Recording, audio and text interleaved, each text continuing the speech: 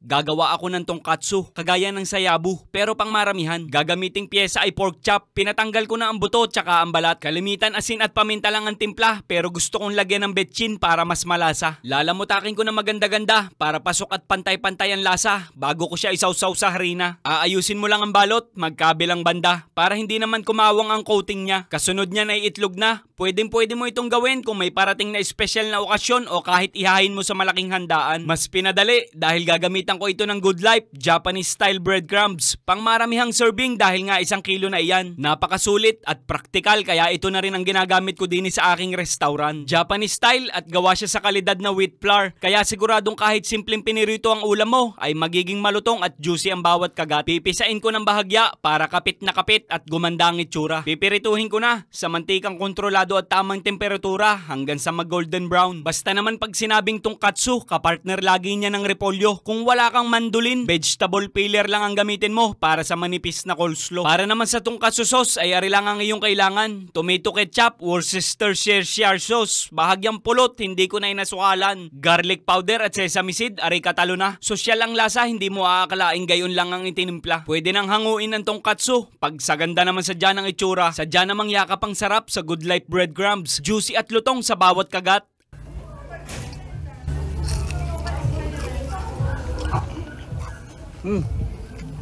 Parang nagyabo.